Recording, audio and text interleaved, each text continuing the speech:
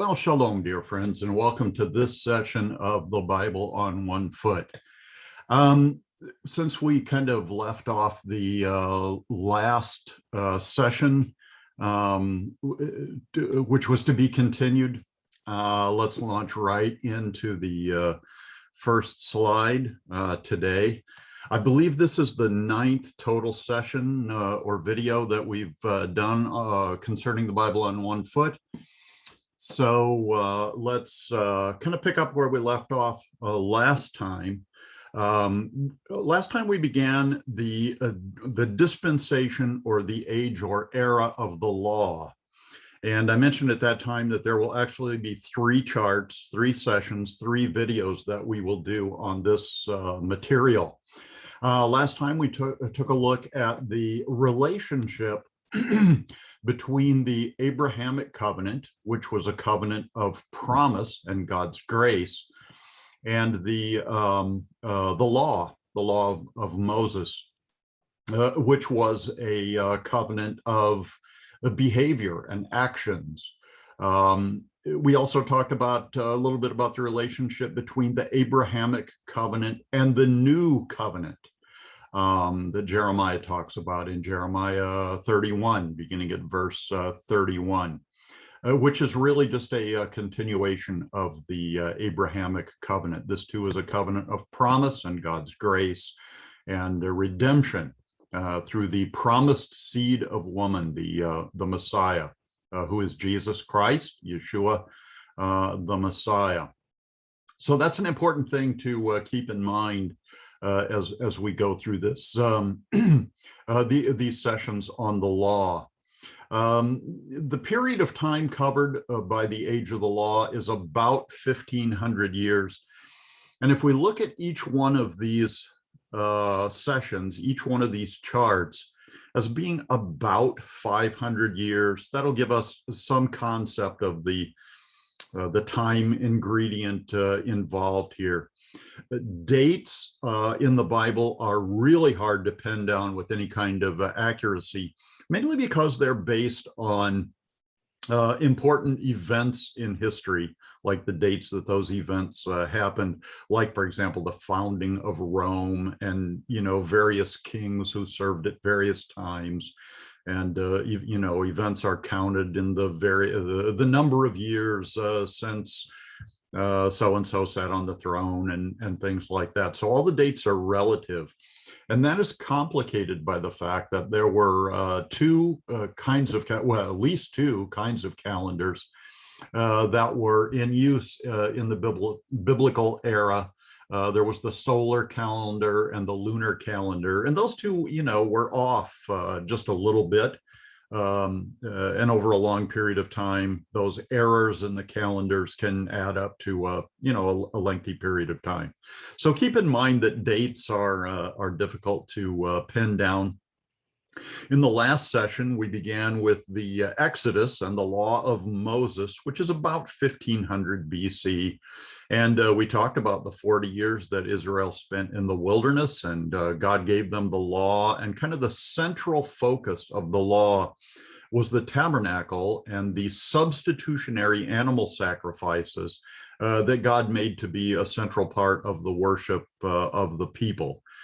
We talked about the good things that God did and a lot of the mistakes that the people made, and a lot of the mistakes, the grumbling against God, in spite of the fact that he was rescuing them from slavery, got the people into some trouble, and that the Exodus ended up lasting 40 years, where it probably would have only needed to take about a year and maybe a couple of months. After Moses died, Joshua became the leader of the Israelites, and he led the conquest of the land and oversaw the division of the land into tribal regions, kind of like the states in the United States.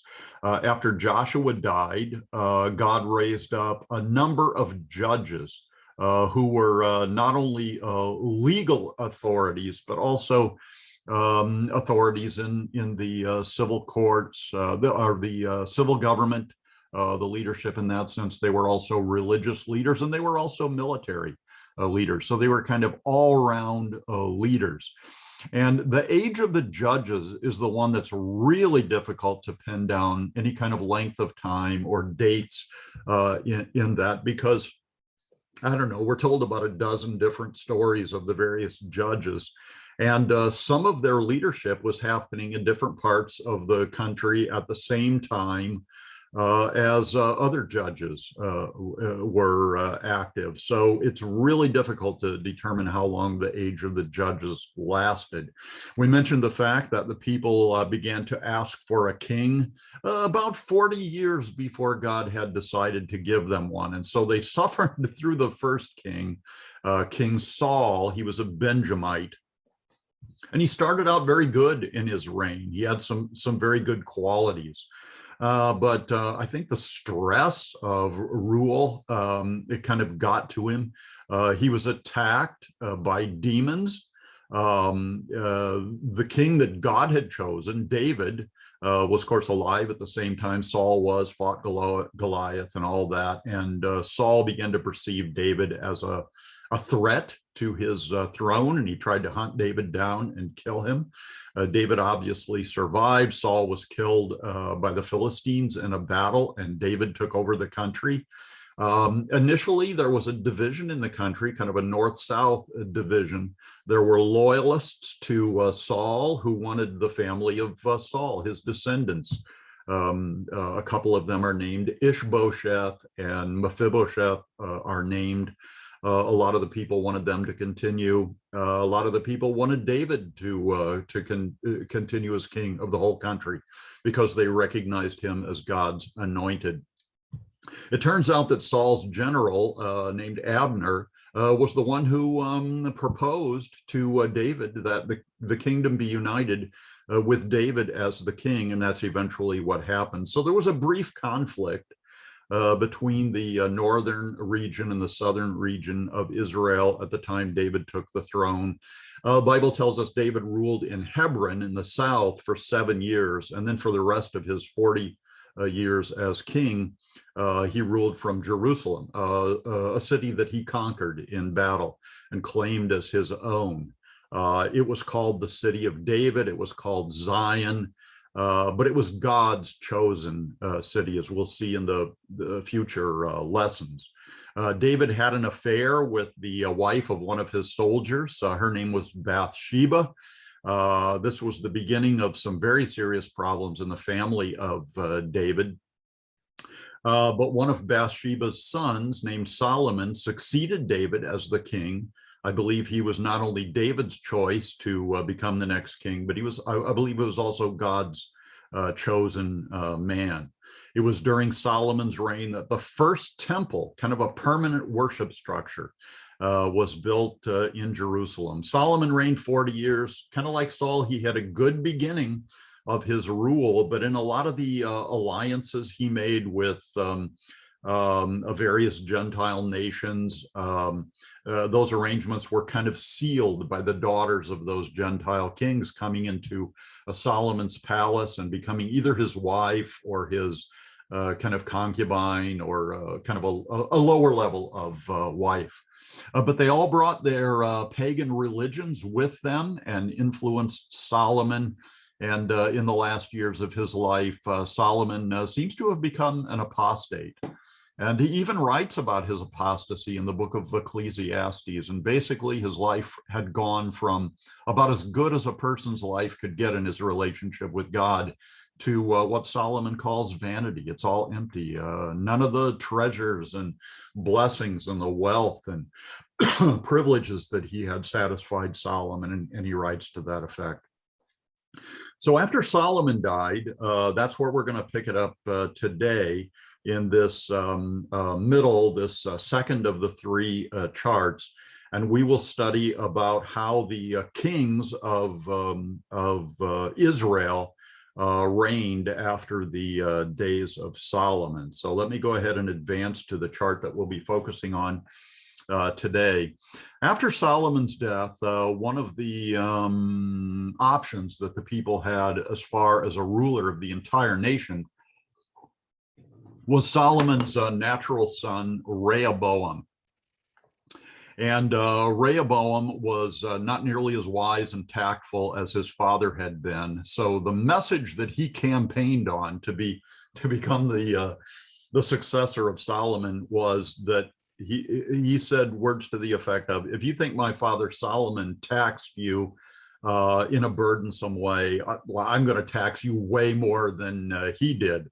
And as you can imagine, that was not a very popular campaign platform for Rehoboam. Nonetheless, he was the genetic, as a legitimate son of Solomon, he was the natural choice to become the king. But Solomon also had a man named Jeroboam, who seems to have had a leadership position during the administration of Solomon. And he was very wise, very skillful. He played a prominent role in the construction of the temple in Jerusalem. And so he won a lot of favor from the people, and a lot of the citizens of Israel preferred to have Jeroboam as the king of Israel. And this division, these two options to be king, it was so severe in the country that it ended in kind of a civil war. It ended in what this chart calls the revolt of the 10 tribes. So the northern kingdom broke off from the southern kingdom and formed like a separate state in the northern regions, the northern tribal regions. 10 tribes is not totally accurate, and I'll mention why in a few minutes, but basically Rehoboam became the king of the southern tribe of Judah, or the southern portion of the country. Now, Judah was a large tribal territory, but it had also absorbed the tribe of Simeon. And somewhat the same is true of the Benjamites, the tribe of Benjamin. And to say 10 tribes revolted is not completely accurate. Another thing that occurred is when Jeroboam set up his kingdom, he was concerned that people from the north who were loyal to Rehoboam would pack up and move down to the south. And he knew that everybody in the northern kingdom who was religious would want to go down into the southern kingdom, into Jerusalem, and worship at the temple. So he thought it was a good idea, in order to try to keep the people of the north in the north. He set up 2 worship facilities. One was in the tribe of Ephraim, which was just, a few miles to the north of Jerusalem. He set up a worship facility there, and he set up a worship facility in the very northern part of the northern tribal areas, in the tribe of Dan. The problem was, though, that these worship facilities, both of them, were characterized by the central presence of a golden calf, which kind of reminds us of the Exodus and the giving of the law on Mount Sinai. And while Moses was up there on the mountaintop getting the law of God carved on stone tablets, the people were down below building a golden calf and worshiping it. So you'd think that, they kind of would have gotten the idea, but look, this is 500 years later and people don't know their history very well. And so that's what Jeroboam did. He made 2 golden calves to try to keep people in the north.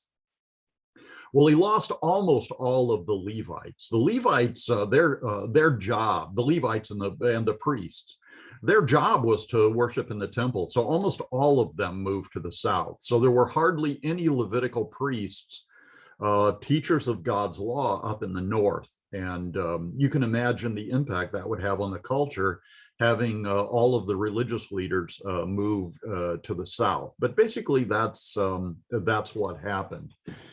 I want to look briefly at kind of the dates that we have at the bottom of the territory that's covered in the Bible.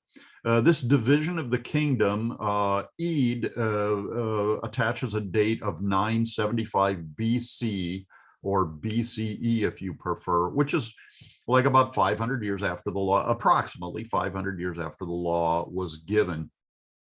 And then the kingdom of Judah survives Israel, the kingdom of Israel. Oh, by the way, the northern kingdom was called Israel and the southern kingdom was called Judah. So this item on the chronology here says the kingdom of Judah survives Israel by over 135 years. To explain that, let me kind of explain the picture that we have here. We have the northern kingdom, which was called Israel, and included the 10 tribes, less the tribes that had been absorbed into Judah, and less all of, and minus all of the people who had moved to the south for a variety of reasons. One of the main reasons being that that's where the temple was, and that's where they wanted their religious lives to center. The capital, like the capital city of the northern kingdom of Israel, was a city called Samaria. Not from the very beginning, but in later years it was called Samaria. And interestingly enough, after however long it was, I guess in the year 721 or 722, the Assyrians, who were a Gentile power to the northeast, conquered this northern kingdom of Israel.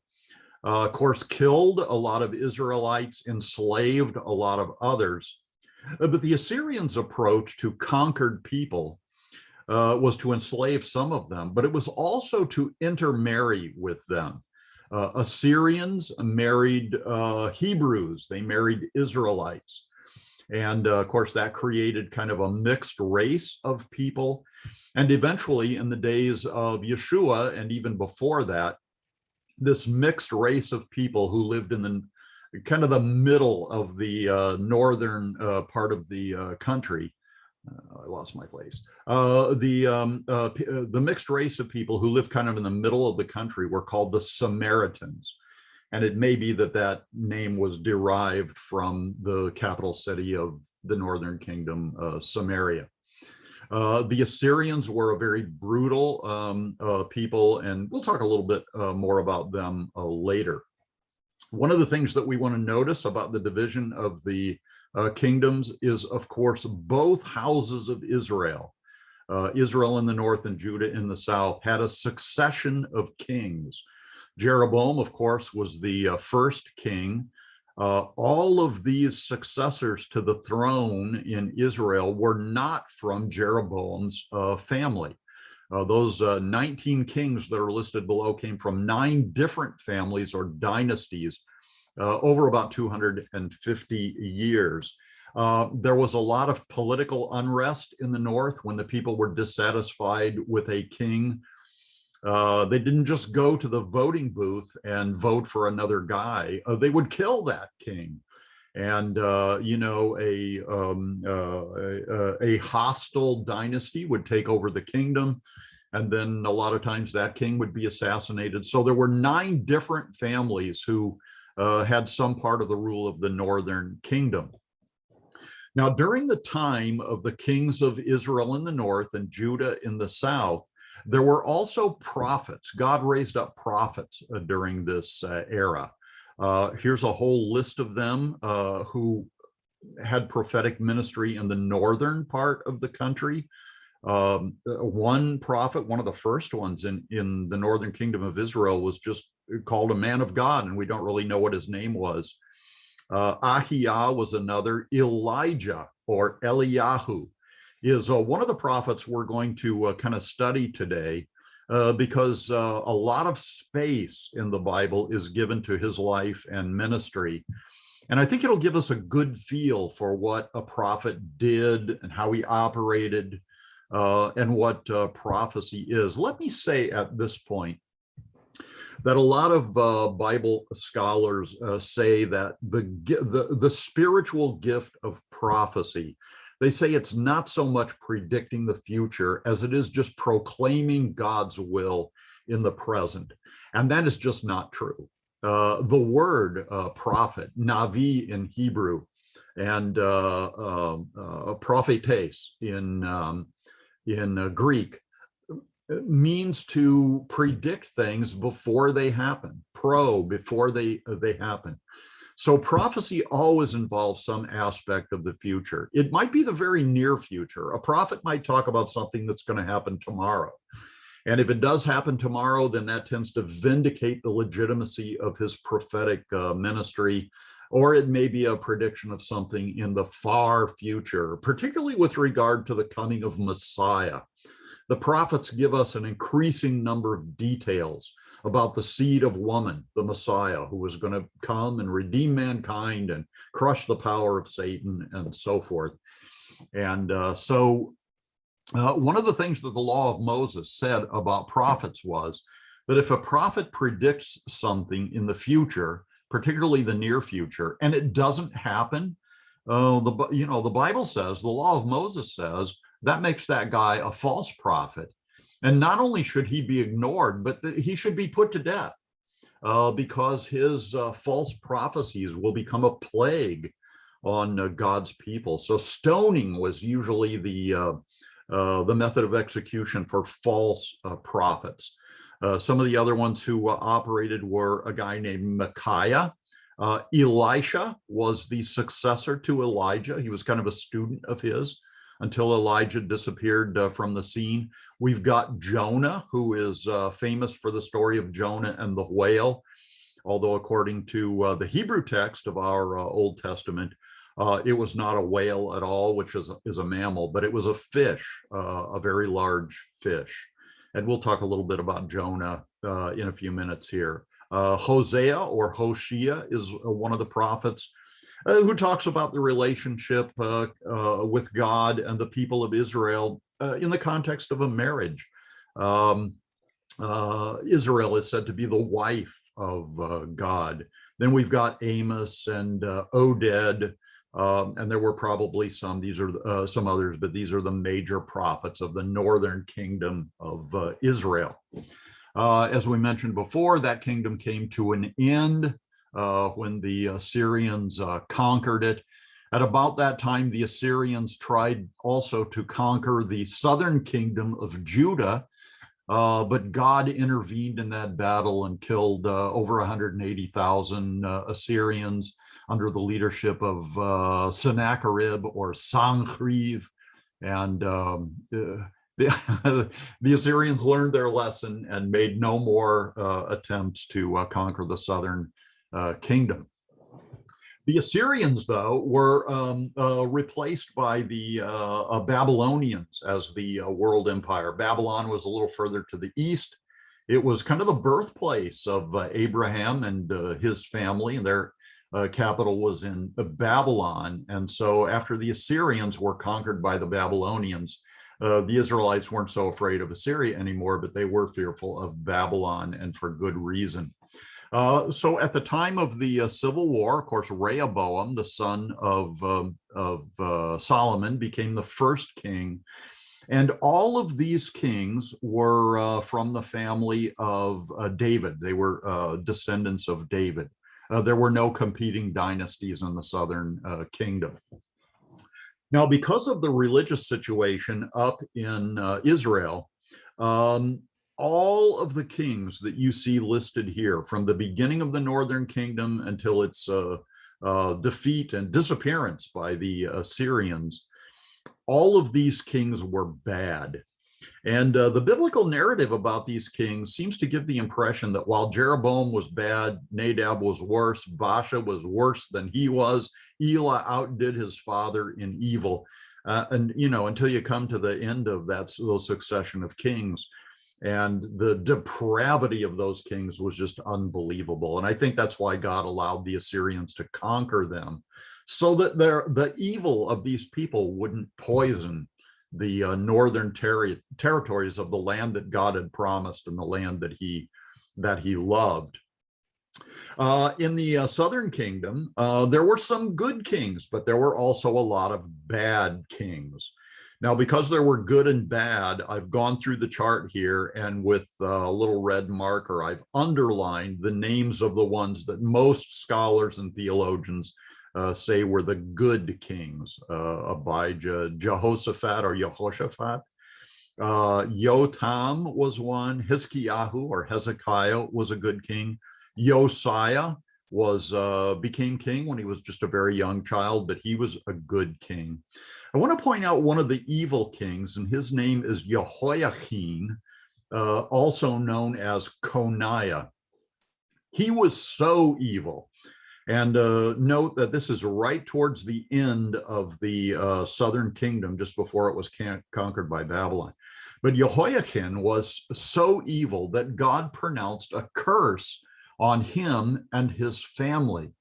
And part of the curse was a promise that God made that no descendant of Jehoiachin would ever sit on the throne of Israel again. And this Zedekiah, I believe, was a brother of his, so he wasn't a descendant. But this curse was a real problem for the Israelites, for the Bible believers, because one of the things that God had promised David was that one of his descendants would sit on the throne for ongoing ages, for generation after day, like endless generations. And eventually one of those kings was going to be the Messiah. So one of the things that happened when God prophetically cursed the family of Jehoiachin is that people began to ask the question, well, then how can the Messiah come and sit on the throne? Because the Messiah needed to be a descendant of David through Jehoiachin. And we will talk about that a little bit later as we focus on some of the prophets of the southern kingdom. There's a whole list of them here. Some of the famous ones are Zechariah, Isaiah especially, Micah, Nahum, Joel, Jeremiah. These are some of the ones who have books of the Bible named after them. Ezekiel and Daniel. We're going to focus quite a bit on Daniel in this lesson. And then later, I think they're called the post-exilic prophets, Haggai, Zechariah, and Malachi. So those are some of the prophets that we will look at. I want to focus a little bit right here on the prophet Isaiah, because Isaiah gave us a lot of prophetic material about a lot of important biblical subjects, but he provided us with some key prophecies about the Messiah. Like in Isaiah chapter 2, it talks about God's anointed king, that's the Messiah, sitting on his throne in Zion, another name for Jerusalem. Isaiah 7 talks about the virgin birth. Isaiah predicted that a virgin, an Alma in Hebrew, a Parthenos in the Greek translation of the Hebrew Old Testament, would be born. In other words, the Messiah would be born of a virgin. And this really is the solution. The virgin birth is the solution to the Coniah or the Jehoiachin curse, because of course the right to rule on the throne was passed from father to son, and Joseph, the father of Jesus or Yeshua, was in the was among the males in the royal line of David that went through Jehoiachin. And if Joseph had been the father of Jesus, then Jesus would have been under the curse of Jehoiachin and would not have been able to sit on the throne of Israel as a descendant of David. But as the story would play out, Mary was the only human parent of Jesus. She too was of the line of David, just not the royal line. Her genealogy went through a different son of David named Nathaniel, or Nathan, rather.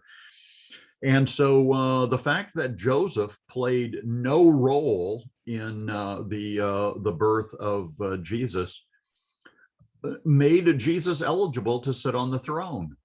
Even though he wasn't the father, Joseph adopted Yeshua into his family. So Yeshua became Joseph's adopted son. And because Joseph was of the line of Jehoiakim, Jesus inherited the throne of his father David, the throne of Israel, of the united country of Israel.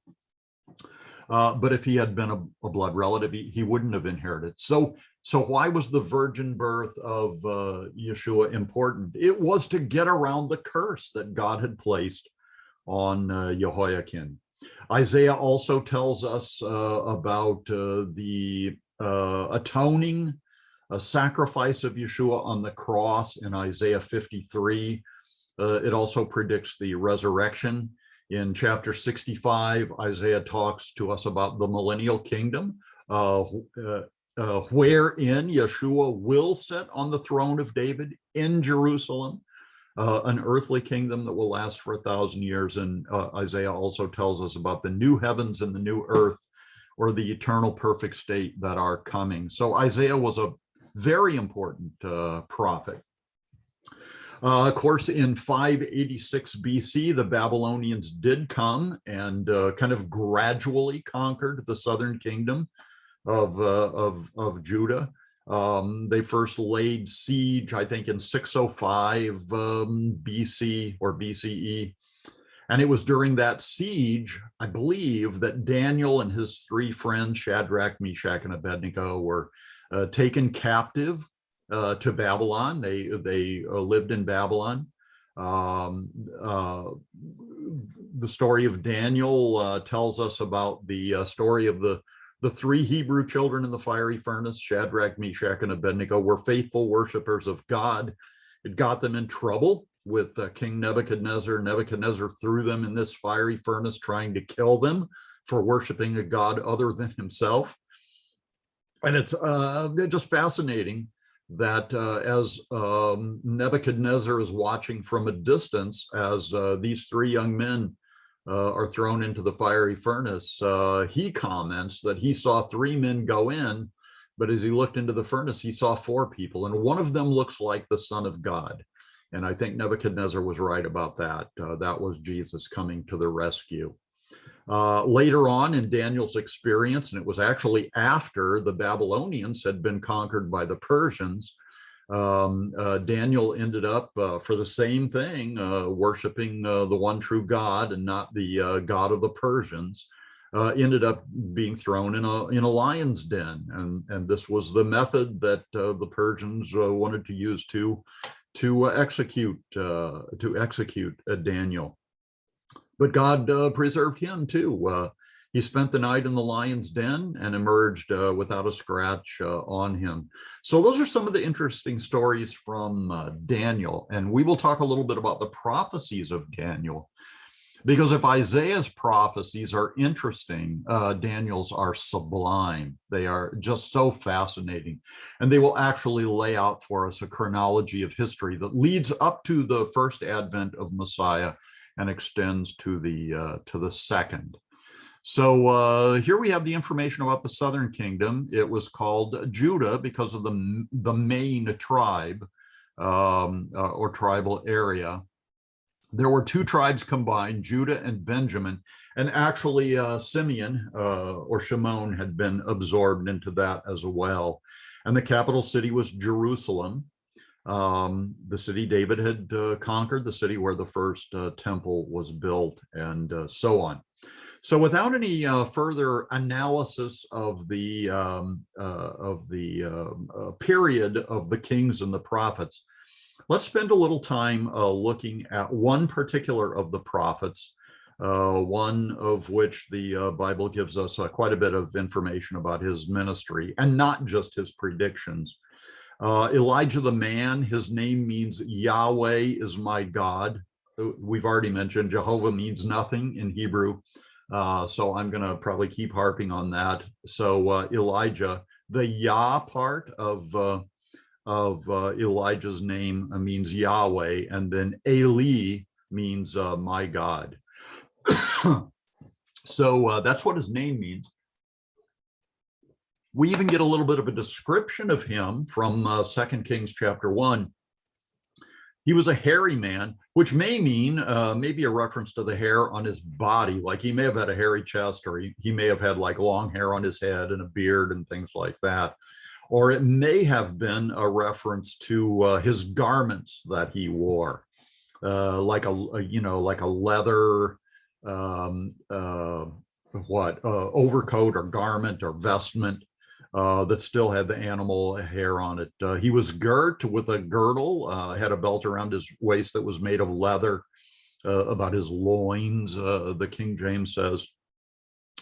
And this appearance is kind of interesting for us because later the forerunner of Jesus, John the Baptist, is going to look very similar to Elijah.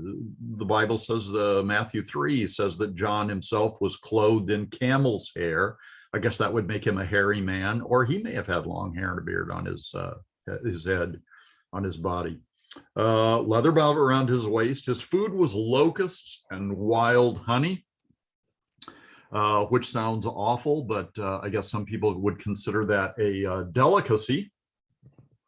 That was John the Baptist's menu. John the Baptist was referred to as Elijah in prophecy because he was the forerunner of Jesus. Now, Jesus never said that he was the person of Elijah, but he said he operated in the spirit and power of Elijah.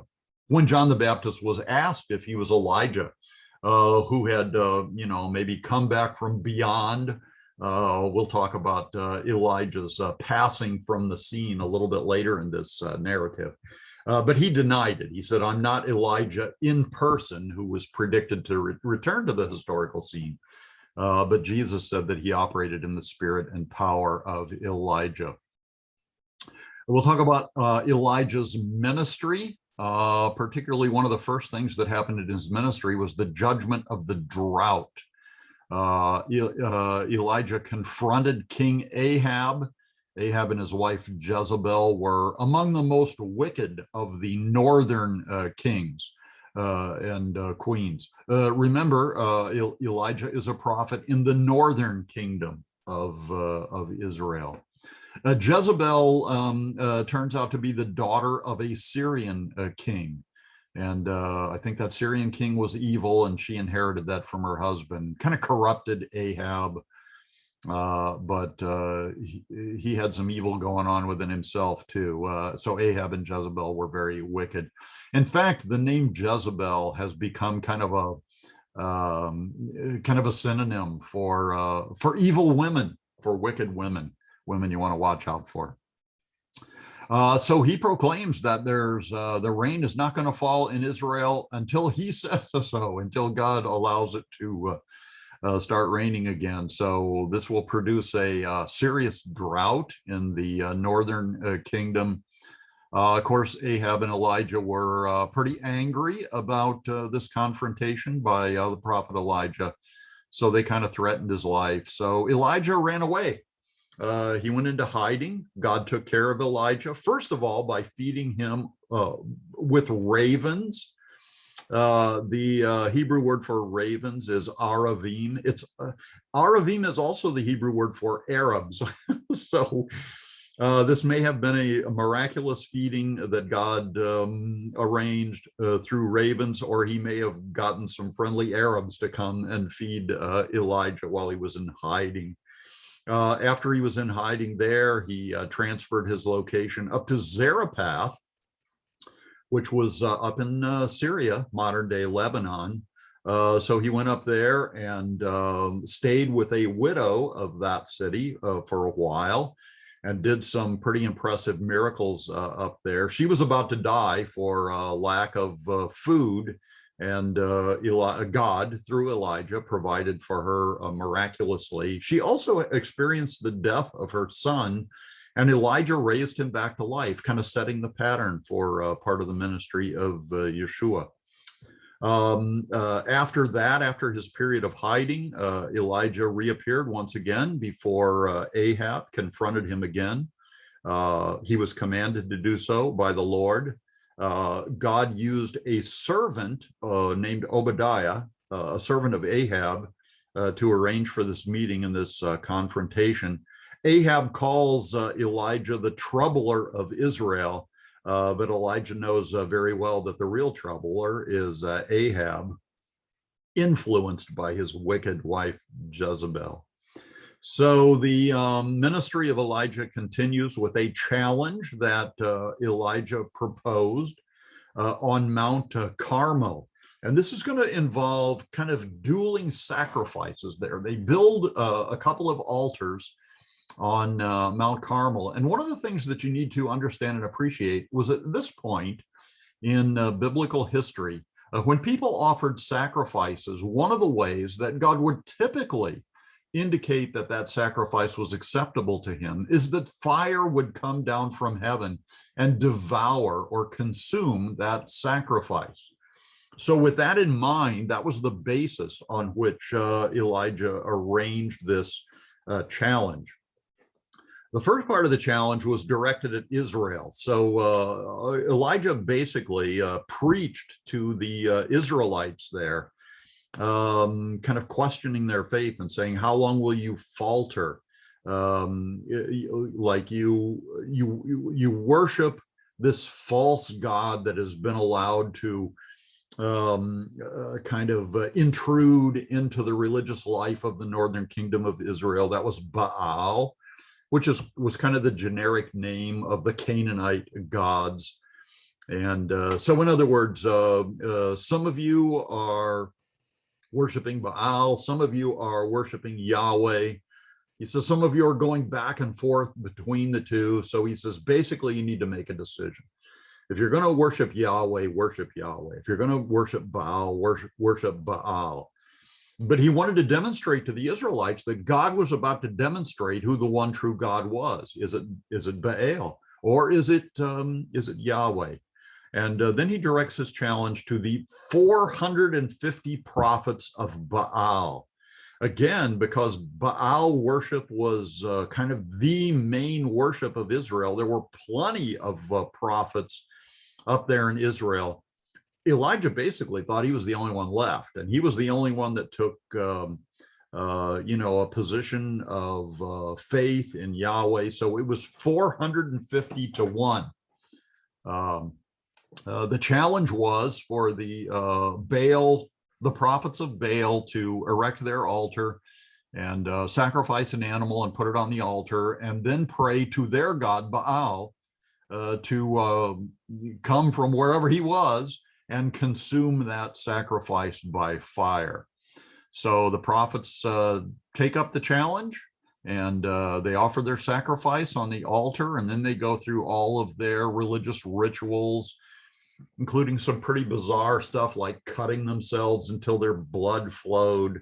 And they pray to Baal to come and consume their altar or their sacrifice, and nothing happens. And Elijah starts to mock them. He says, maybe Baal's on vacation, or maybe he's in a different city, or maybe he's even in the restroom doing what people do in the restroom. So Elijah's kind of got a sense of humor, and he's mocking the prophets of Baal. Then Elijah does the same thing. He puts his altar on the altar that he's built. He even pours water on it to kind of handicap himself. And he prays to God, and God comes down and consumes his sacrifice by fire, proving that, that Yahweh is the one true God, and hopefully converting some of those Israelites of the northern kingdom to worship the correct God. At the end of this challenge, the prophets of Baal are executed by the sword. They had proven to be false prophets, and so they should be executed, and were. It turns out shortly after that, that Elijah prays to God to bring the drought to an end. And pretty soon, he doesn't have to wait very long. I mean, he has to persist in his prayer, but he doesn't have to wait very long. And it starts raining. So that's the challenge on Mount Carmel. After that happens, of course, 450 of Jezebel's prophets and Ahab's prophets have been executed. So they're angry and they want to kill Elijah. So he runs for his life and he goes to Mount Horeb, which is another name for Mount Sinai, down there south in Midian, not in the Sinai Peninsula, but he goes to the place where God had given the 10 Commandments. He's very discouraged. An angel helps him and assists him on the journey down there. He felt alone and lost. God teaches him a lesson. Elijah is still struggling with his despondency, thinks he is the only one, that is left alive of God's servants, and the king and queen are out to kill him.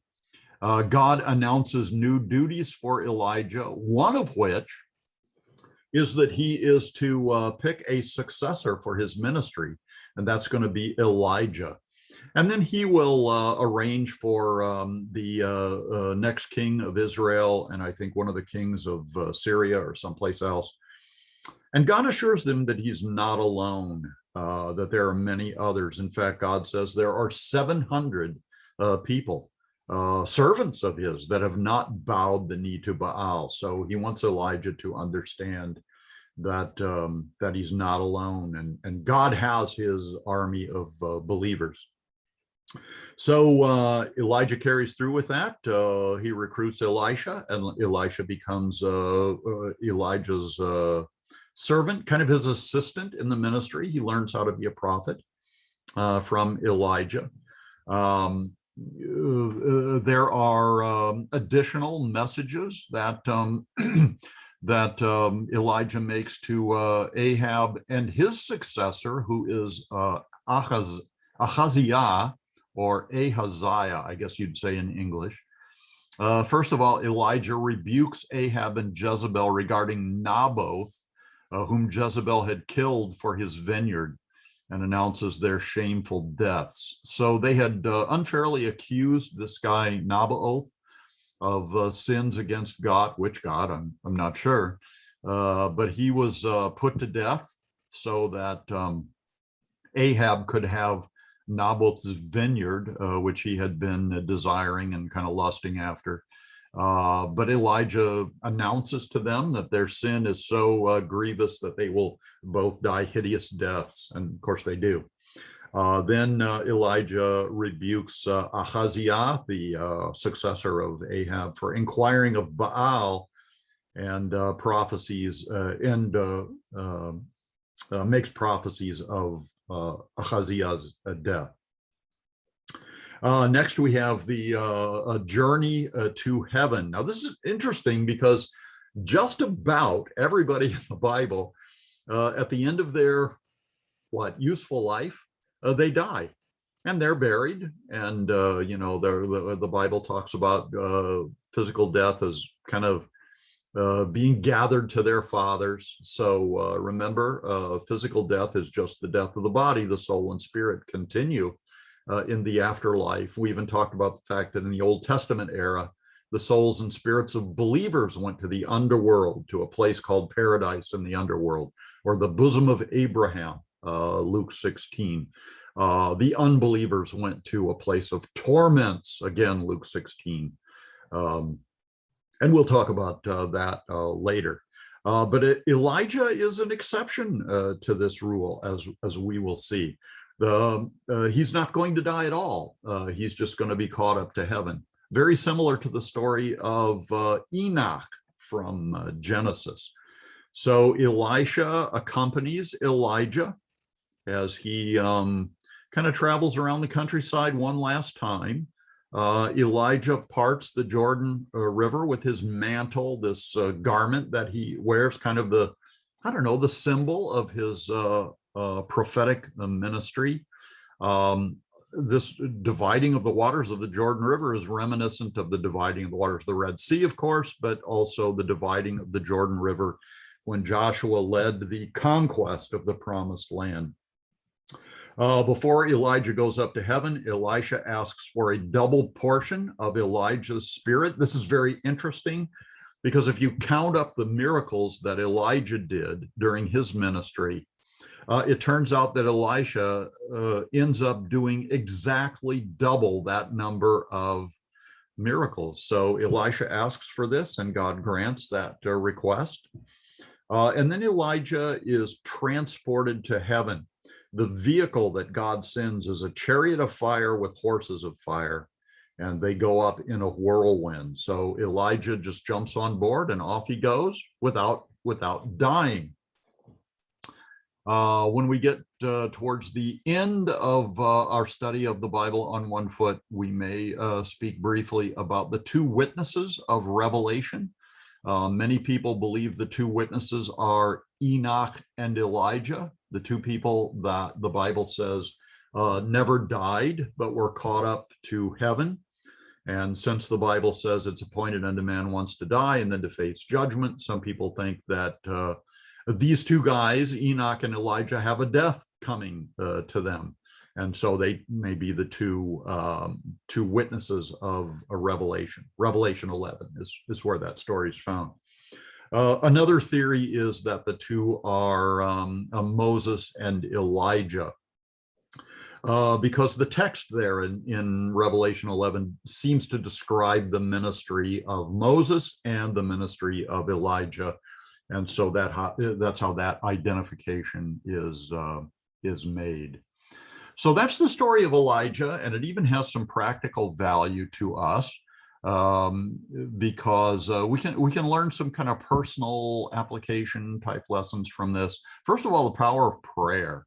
Elijah prayed that the rains would once again return to Israel. God answered that prayer. So, pretty powerful prayer relationship that Elijah had with God. And James, in the book of James, makes reference to this in the 5th chapter.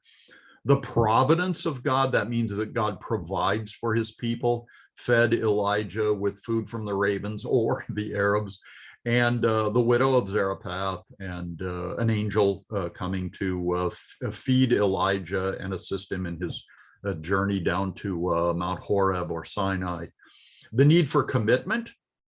Elijah stood for the Lord in the face of adversaries, particularly Ahab and Jezebel. Also, he faced down those 450 false prophets. Called on Israel to make the right choice. So challenged the people, the worshipers, I guess. Challenge of discouragement. He had some real personal issues, challenges, struggles. Thought he had failed, though no one had heard him, like when he called people to follow Yahweh. The Lord put Elijah to work, revealed that he was not alone, 700 who had not bowed the knee, and gave him another job to do to keep him busy. The consequence of sin, the drought. God sent the drought on the land because of the sins, the horrible sins of the northern kingdom. The death of the prophets of Baal for being priests of a false god. Ahab and Jezebel for the Naboth incident. The hope of righteousness, like all who preserve, death had no power over him. He got to go straight to heaven. And he also appeared with Jesus in glory talking to him. Luke 9 is the story of the transfiguration. And Elijah and Moses were the two that appeared with Jesus to the disciples on the Mount of Transfiguration. So that's kind of the story of Elijah. It gives you a good feel for what prophets did and really the opposition they experienced. The ministry of Jeremiah is profound, but the suffering that he experienced at the hands of the kings that he served and prophesied to them. He had a terrible life of suffering. I want to talk a little bit about Jonah's prayer. Remember, Jonah was a prophet of the northern kingdom, and throughout the period of time that we're looking at, the northern kingdom was under the threat from Assyria, and the capital city of Assyria was the city of Nineveh. Remember, Egypt had kind of declined on the world scene because God drowned their entire army and their king in the Red Sea. So Assyria was kind of entered into that vacuum and threatened the Israelites for about 500 years, I guess. And Jonah was one of the prophets that God raised up. God's command to Jonah was to go to the city of Nineveh and preach the gospel there and hopefully bring about a revival. That's right. You heard me. To the city of Nineveh, the capital city of the enemies of Israel. This was a stunning command that Jonah was given, and Jonah didn't want to do it. Jonah was a little rebellious about this. He hated the Ninevites and the Assyrians. The last thing in the world that he wanted to do was preach any good news to them and give them an opportunity to repent and be saved. So rather than going east to the city of Nineveh, he decided to go west. He got on a cruise ship and sailed out into the Mediterranean Sea, kind of hoping to get away from God, which is always a mistake. God has a tendency to chase those people down. That's part of my testimony. I didn't want anything to do with God, but he kept chasing me until he caught me. And I'm so glad that he did. So Jonah goes to sea, and he's hoping for a peaceful luxury cruise, but it turns into a nightmare. A big storm comes up at sea. All the sailors are afraid that they're going to drown. Their ship is going to sink, and they'll all be lost at sea. Jonah finally kind of confesses to them that he thinks God has sent this storm, and that the reason is because he was on the run from God. He was a fugitive, and God has caught him. And so Jonah doesn't want everybody on the ship to die because of him. So he suggests that the sailors throw him overboard. He may have hoped that they would have mercy, but they certainly didn't. They threw him overboard. And we'll pick up the story in the 17th verse of the first chapter of the book of Jonah, where it says, "The Lord prepared a great fish to swallow Jonah." It's a fish here. This is tricky because the Hebrew word for fish is dog, like D-O-G. This is a great fish, a dog gadol, but a dog in Hebrew is a fish. So this is a fish. I get a picture of a big fish here with Jonah on the inside.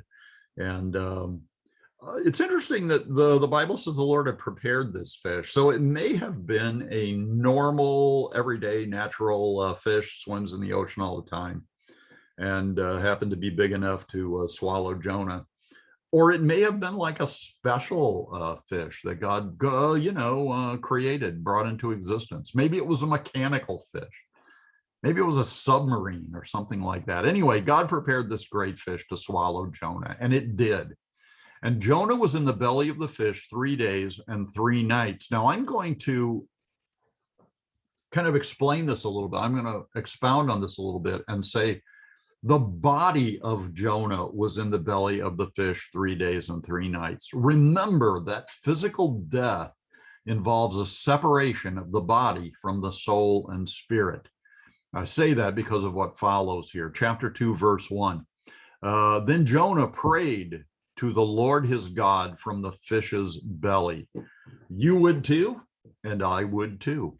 He knows he's about to die, and so he says a prayer. A lot of people say prayers to God, even if they haven't served him very well. They pray prayers when they're on the brink of death.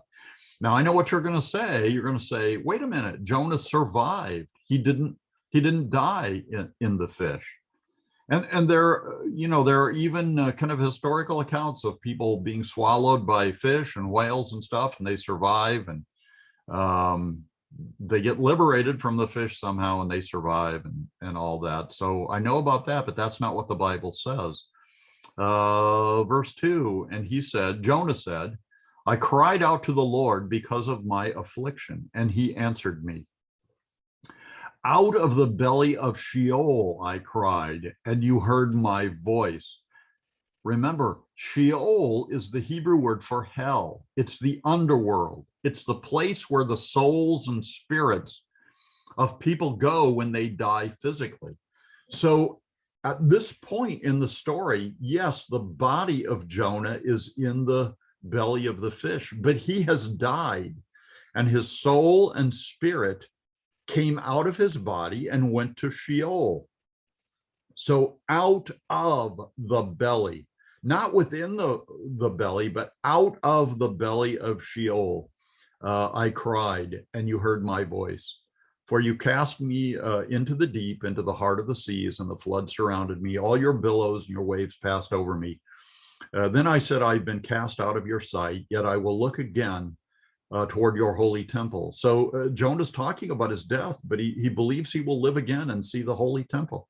The water surrounded me, even to my soul. The deep closed around me. Weeds were wrapped around my head. I went down to the moorings of the mountains. This is not the belly of the fish. This is Sheol. This is the heart of the earth with its bars closed behind me forever. Yet you have brought up my life from the pit. The pit is another reference to Sheol. So what Jonah is describing here is that the Lord took the soul and spirit of Jonah, which was in Sheol, put it back in his body in the fish, and brought up his life. He was alive when he came out of the fish. O Lord, my God, when my soul fainted within me, I remembered the Lord, and my prayer went up to you into your holy temple. Those who regard worthless idols forsake their own mercy, but I will sacrifice to you with a voice of thanksgiving and will pay what I have vowed. Salvation is of the Lord. So after this experience, after the fish spewed him out and he survived, he reconsidered the commission that God had given him, decided to go to Nineveh and preach the gospel, and he did. And guess what? They repented. Jonah was mad about that, and he had a pity party for himself, and he sat under this plant, this bush in the shade, and he pouted and he complained, and God made the bush die. And then Jonah complained about that, and God said, you complain when this bush dies, but you wanted all the people of Nineveh, people that I love, not necessarily people that God approves of, but that he loves, and he wants an eternal future for them. And so I think Jonah saw the error of his ways, and that's kind of the story of Jonah. Now I want to talk about Daniel. We've talked a little bit about the kind of exciting events in the life of Daniel, taken in the first siege of Jerusalem by the Babylonians, transported off to Babylon with his three friends, Shadrach, Meshach, and Abednego. Actually, their Hebrew names were Hananiah, Azariah, and Mishael. And Daniel also got a Babylonian name. I think it was Belteshazzar or something like that. So anyway, he had these, his three friends had the experience of the fiery furnace. Daniel had the experience of the lion's den. But I want to talk about some of the prophecies that Daniel experienced during the reign of Nebuchadnezzar. Daniel was of the royal family. He was a noble, so he was probably of the tribe of Judah, and of course a descendant of David. And so during the time that he was serving King Nebuchadnezzar in Babylon, Nebuchadnezzar had this dream. But it was a baffling dream to him. He couldn't understand it. And Daniel was a lot like Joseph with his ability to interpret dreams. So Daniel interprets Nebuchadnezzar's dream. First of all, he explains to him what the dream looked like. And the dream he had was this statue that you see depicted right here on the screen. Now, I'm sure the statue was standing upright when Nebuchadnezzar saw it, but this chart comes from a book of Bible charts by Tim LaHaye, the author of the Left Behind series, and one of his associates, Thomas Ice. And so those two guys have laid this image on the side because of what comes after. But the story of this dream takes place in Daniel chapter 2. And Nebuchadnezzar had seen this vision of this great statue. And Daniel explained to him that the statue depicted a succession of world empires. Now, at the time that Nebuchadnezzar had this dream, the Egyptian and Assyrian empires had both passed from the world scene. The Egyptians drowned in the sea, and the Assyrians had been conquered by the Babylonians. So Nebuchadnezzar is the king of the Babylonians, and he is the head of gold. But then you've got the torso and the arms are made of silver, and that represents another king and his kingdom. So Nebuchadnezzar is the Babylonian Empire. The Medo-Persian Empire is the silver part of the statue. And Daniel is basically explaining, Nebuchadnezzar, when you die and your kingdom is conquered, it will be the Medo-Persians. This is an alliance of the Medes and the Persians.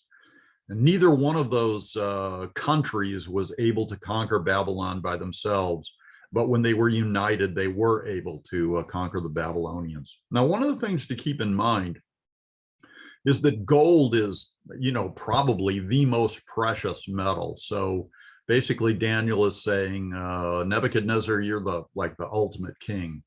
And the king or a series of kings that will follow you is silver, which is not nearly as precious. So it'll be an inferior kingdom. And then later on, we got the hips and thighs of brass or copper, and that represents the Greek Empire. The Greeks would conquer the Medo-Persians. Then you've got the two legs that are made of iron, which is even less precious than these metals of descending preciousness. It signifies the Roman Empire, which ultimately was divided into two sections, the Eastern Kingdom, which became the Byzantine Roman Empire, and then the Western Church, which is the Roman or the European part of the Roman Empire. And then we've got yet another kingdom, which is represented by the feet on the statue, and that's a far distant kingdom, which actually has not occurred on Earth at this point in history in the year 2021. And that represents a revival of the Roman Empire ruled by this guy, the Antichrist. So that's still on the future horizon.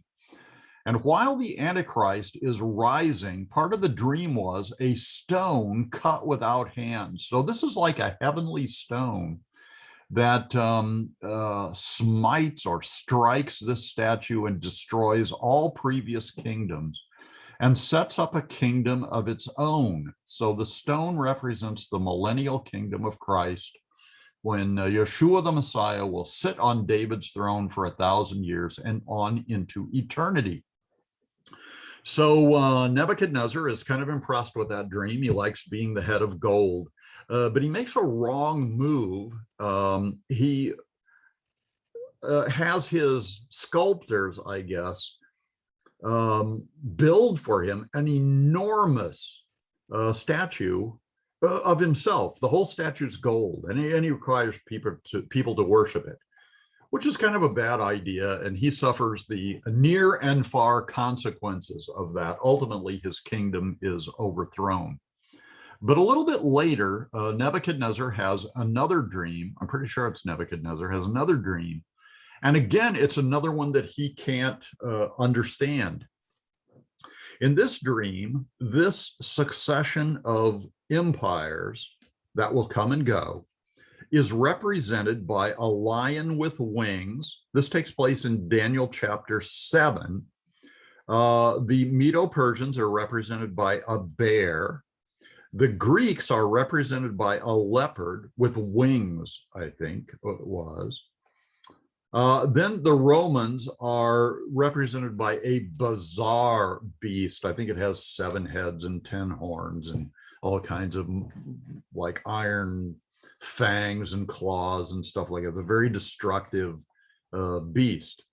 So he sees that in chapter 7, but he does not see the Antichrist. The only place he sees the Antichrist is in Daniel chapter 2.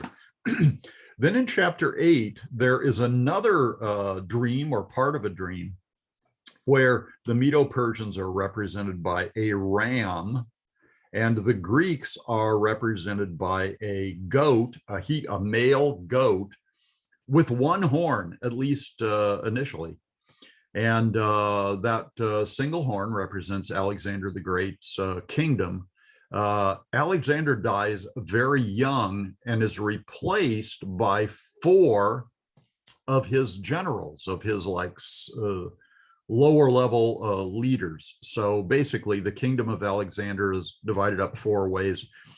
And one of those, which we'll talk about, I think, in a future lesson, is a guy named Antiochus Epiphanes IV, also known as the Beast. And a lot of people at the time thought he was the Antichrist. But he turns out to be kind of a symbol, a type of the future Antichrist. And again, we'll talk about him in the next lesson. So this prophetic ministry of Daniel of interpreting dreams gives us a scenario of all the world's empires, even leading up to the Millennial Kingdom of Yeshua the Messiah. Now, in chapter 9 of Daniel, we have the prophecy of the 70 weeks of Daniel. And it turns out, if you read the text carefully, these are 70 weeks of years. So the weeks they correspond to years, and each week, each unit of 7, turns out what this results in is 7 times 70 weeks of years. So that's 490 total years are being described here. So we have these 70 weeks of years are divided into 2 groups. One is the 69 weeks, and then the 70th week, the last or 70th week or 7-year period of time, takes place in the future. Now, the 69 weeks is actually divided into 2 segments itself. The first is 7 weeks, or that would be 49 years. The second period is 62 weeks, so that would be 434 years. But it all adds up to 483 years, so you got 1 7 left for what is future to us. This countdown of 70 weeks of years starts with the decree of Artaxerxes, one of the kings of Persia, where he commands the Jews to restore and rebuild the city of Jerusalem. And that took place in about 444 BC. It's not the command to rebuild the temple. That took place earlier under Ezra and Nehemiah and Zerubbabel. We'll talk about them the next time. But this 49 years was the period of time when the temple had already started being rebuilt. But Artaxerxes commands the city of Jerusalem to be restored, and the defensive wall, to be restored. And then for 434 years, there's another period of time that we'll take a look at the text so you can see what I'm talking about. But I just wanted you to see the breakdown of the 70 weeks of years, or 490 years, is broken down into these 3 portions. Now we're going to read the text here from Daniel chapter 9, where this prophecy is recorded, verses 24 through 26. So it's just, what is that? We're going to focus on these 3 verses, 25, 26, and 27, and you'll see the 3 divisions of time here. So The chapter begins in 24 that 70 weeks, we're talking about the 70 weeks of years, are determined for your people, Daniel's people, Israel, and for your holy city, that's Jerusalem. So in verse 25, he says, know therefore and understand that from the going forth of the command to restore and build Jerusalem until Messiah the Prince, there shall be 7 weeks and 62, 7 weeks, followed by 62 weeks. The street shall be built again, and the wall, even in troublesome times. So here's the 7 weeks. Here are the 62 weeks, or 49 years and 434 years. And what happens at the end of this period of time?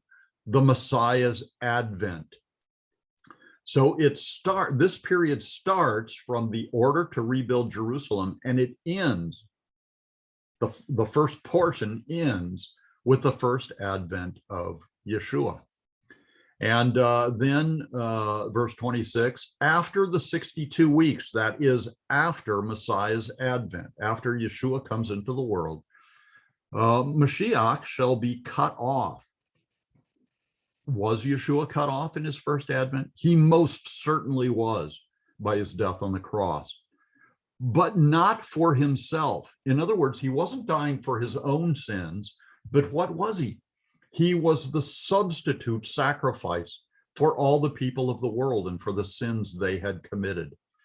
And the people of the prince who is to come shall destroy the city and the sanctuary. Who is the prince who is to come? It's the Antichrist from the previous chart. But his people, who are the Romans, shall come and destroy the city and the sanctuary. That happened in 70 AD. Let's see, here we have the, we have his ascension. Oh, here's 70 AD, where the people of the prince who is to come will come and destroy the city of Jerusalem and the sanctuary. Jesus made a prediction about this to his disciples. He said, regarding the temple and the city of Jerusalem, not one stone will be left upon another.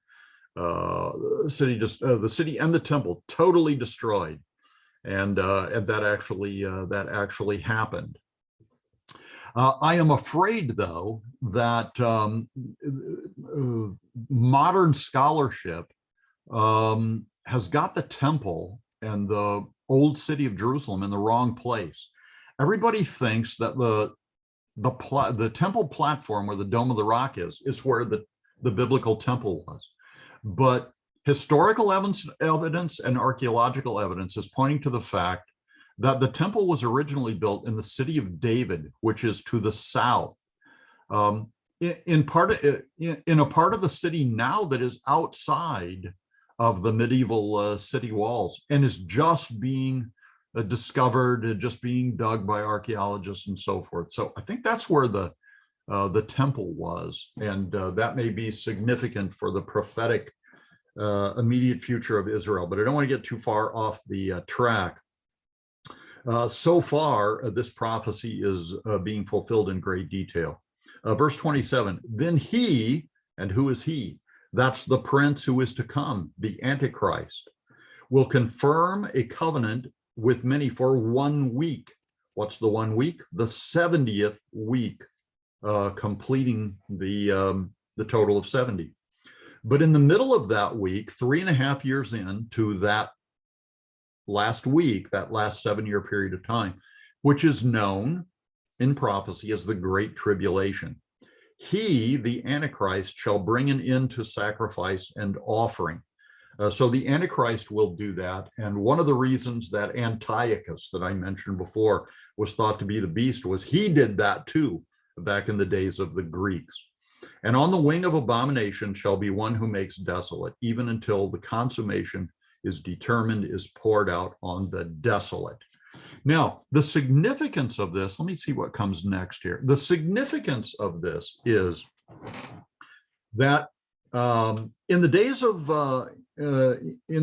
I'll say just before Yeshua's ministry began, There was a group, there was a sect of people called the Essenes, and I'm going to talk in detail about this in the next lesson. But the Essenes were the Dead Sea Scrolls people, and there was a branch group off of them known as the Nazarenes, and Jesus was one of the Nazarenes. Again, I'll give more detail on that on the next lesson. But these Essenes, the Dead Sea Scrolls people, were passionate about prophecy. They knew Isaiah backwards and forwards, and they knew Daniel backwards and forwards. And they understood, I think exactly right, the prophecy of the 70 weeks of Daniel. And they lived in this time just prior to the first advent of Messiah. And they read the chronology, and they knew that Artaxerxes had given this prophecy beginning the 7 weeks at a date that they knew of, probably close to 444 BC. And they could count. So they counted these 483 years, and they came to the conclusion that Messiah should be coming on the scene at any time. And sure enough, he did, because prophecy is always right. And many of the Essenes and many more of the Nazarenes who were of that sect followed Yeshua. The Pharisees were not as good at prophecy because they weren't strictly biblical people. They were into the rabbis and religious tradition and stuff. The Sadducees didn't believe in prophecy at all, so they were of no use in this regard. But the Essenes had this nailed down. They knew that the Messiah would come on the scene in a very short time, and he came right on schedule. So this prophecy is very accurate. There's a book that has been written by a man named Sir Robert Anderson, who breaks this down to the very day and calculates the accuracy of this prophecy. One thing for us to appreciate is that there's 1 week or 7-year period of time remaining, and that's the Great Tribulation, and it may be on the very near prophetic horizon. Like the last lesson, I've got to end this one by saying to be continued. So the age of the law will be continued in our next lesson. And it's one of my favorites. I've written a book about this period of time, so I will share some insights from that book with you next time. Because we've been talking about the Messiah, let me give you the New Testament blessing, which is the grace of our Lord Jesus Christ, the love of God the Father, and the fellowship of the Holy Spirit be with you all now and always. Amen. Hope to see you next time.